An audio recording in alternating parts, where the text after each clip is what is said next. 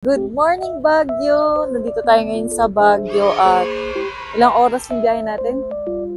6 hours ang biyahe natin from Montalban, Rizal. Yan, walang ulan ngayon. Today, maganda ang araw.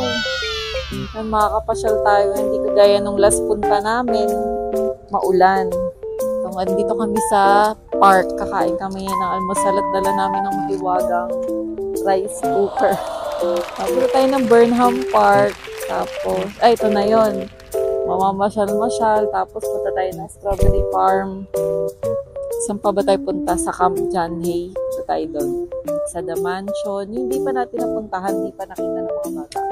Picturean ko kayo doon. Irel, Ellie. Dito, dali. Kayo.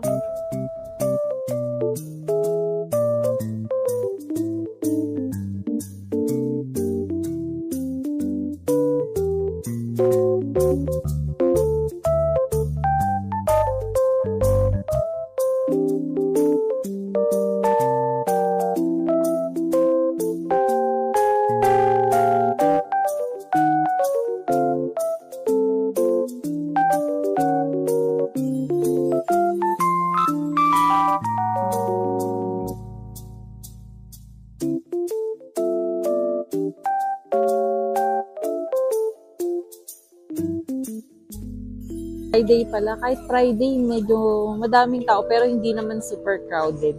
Tsaka maganda yung panahon, mainit. Makakapasyal talaga. Ang dami ng mamasyal. Ang dami nagbabike. Uy! Are you happy? Are you happy? Uy! Uy!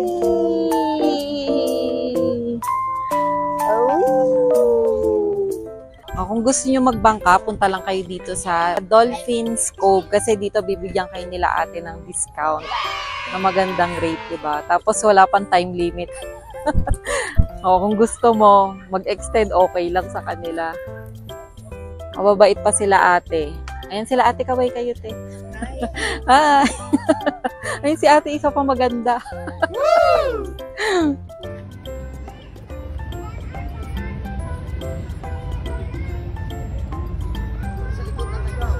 Okay, sasakay na kami dito sa boat ride ng Burnham Park.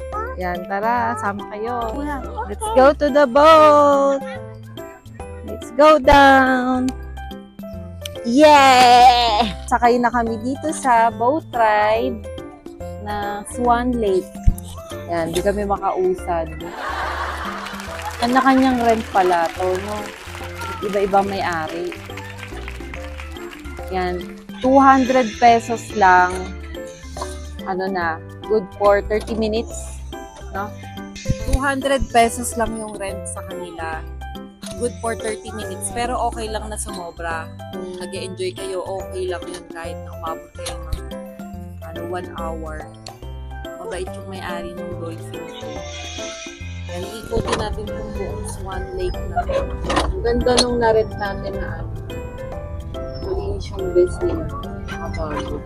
Kasi may pambatang house, may pambaby. Wow! Ako dito na yung mga pagdalawa.